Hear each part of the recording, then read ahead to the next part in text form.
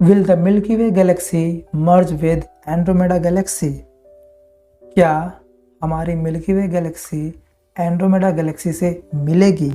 साल 2012 में एस्ट्रोनॉमर्स ने कंफर्म कर दिया कि हाँ, कॉलिजन होगी और मिल्की वे गैलेक्सी एंड्रोमेडा गैलेक्सी से मिलेगी। लेकिन यह कॉलिजन एस्ट्रोनॉमर्स ने कैसे डिसाइड किया और कैसे कंफर्म किया, आज हम इसी बात की चर्चा करेंगे। लेकिन उससे पहले हमें स्पेक्ट्रल लाइंस के बारे में थोड़ी चीज़ें जाननी होगी।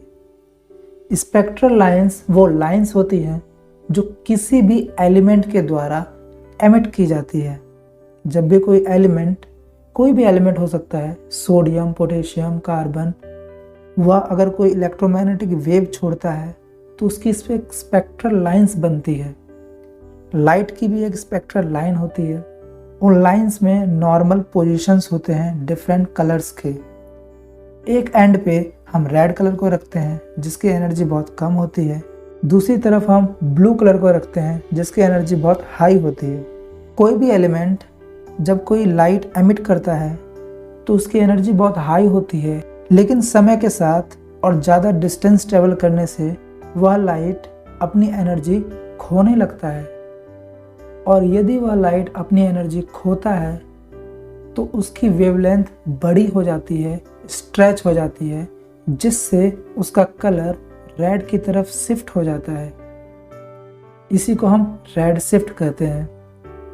यह एनर्जी के लॉस के कारण होता है। इससे हमें यह पता चलता है कि वह ऑब्जेक्ट जिसने वह लाइट एमिट की है वह हमसे दूर जा रहा है, यानी वह ऑब्जर्वर से दूर जाता है। इसको हम पॉजिटिव साइन से डिनोट करते हैं। अगर वही लाइट एनर्जी को गेन करता है और उसकी वजह से उसकी वेवलेंथ कंप्रेस हो जाती है तो इसे हम ब्लू शिफ्ट कहते हैं। और इससे हमें यह पता चलता है कि कोई ऑब्जेक्ट ऑब्जर्वर की तरफ मूव कर रही है, यानी वो हमारी तरफ आ रही है। इसे हम जेड के नेगेटिव साइन से डिनोट करते हैं। तो हबल टेलीस्कोप की मदद से बहुत से साइंटिस्ट ने इस रेड शिफ्ट और ब्लू शिफ्ट का कंपैरिजन किया और यह पता लगाए एंड्रोमेडा से आने वाली लाइट्स का जब स्पेक्ट्रल एनालिसिस किया गया तो उसमें ब्लू शिफ्ट दिखा। यह ब्लू शिफ्ट जिसकी वैल्यू z इक्वल्स टू -0.001001 है। यहाँ माइनस का मतलब यह ब्लू शिफ्ट को शो कर रहा है। इस ब्लू शिफ्ट से हमें यह पता चला कि उसकी एवरेज वेलोसिटी 300 किलोमीटर पर सेकेंड है। लेकिन इससे एक्यूरेट पता नहीं चल रहा था कि वह हमसे कोलाइड करेगी या हमें पास करके चल जाएगी। फिर हमने हबल स्पेस टेलीस्कोप का 2002 से 2010 तक के डाटा का एनालिसिस किया। एंड्रोमेडा के स्टार्स और उसके पीछे की गैलेक्सीज के बीच के एवरेज डिस्टेंस को निकाला, लगभग हजारों तारों का। तब जाके हमें मोस्ट एक्यूरेट डायरेक्शन पता चला उसकी वेलोसिटी का। फिर 2012 में एस्ट्रोनॉमर्स ने कंफर्म कर दिया कि एंड्रोमेडा मिल्की वे गैलेक्सी को हिट करेगी। तो जो हिट करने का टाइम है, यानी कॉलिजन का टाइम है, वो आज से लगभग 4 से 5 बिलियन साल बाद होगा।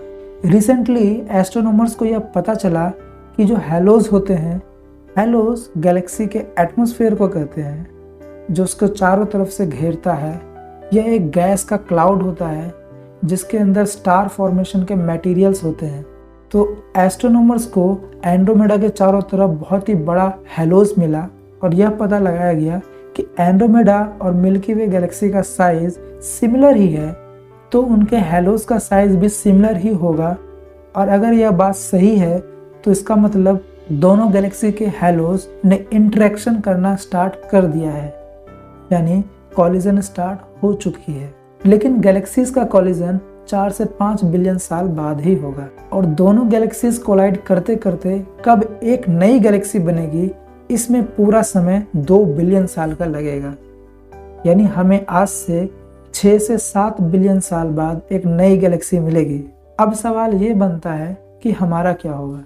हम अगर अपने आप को देखें तो हम, यानी हमारा सोलर सिस्टम, मिल्की वे गैलेक्सी के पर्सियस आर्म और सैजिटेरियस आर्म के बीच में प्रेजेंट ओरियन स्पर के पास है। यह ओरियन स्पर जिसमें हमारा सन है, सोलर सिस्टम है, यह मिल्की वे गैलेक्सी के सेंटर से काफ़ी दूर है और जब एस्ट्रोनॉमर्स ने हबल स्पेस टेलीस्कोप के डेटा को कंप्यूटर में सिमुलेशन के तौर पे यूज़ किया तो यह पता चला कि मोस्ट प्रोबेबली बहुत से स्टार्स का ऑर्बिट चेंज हो जाएगा आफ्टर कॉलिजन।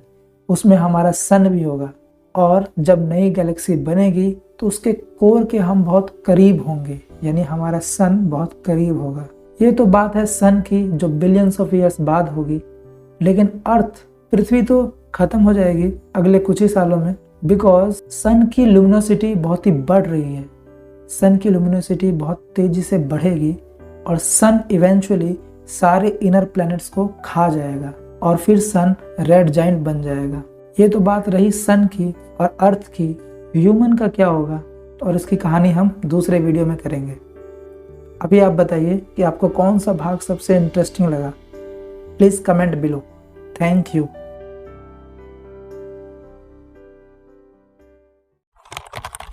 हे गाइस, अगर आपको हमारी वीडियोस पसंद आती हैं और अगर आप चैनल को सपोर्ट करना चाहते हैं तो डिस्क्रिप्शन में दिए हुए लिंक से आप स्टेशनरीज परचेज कर सकते हैं।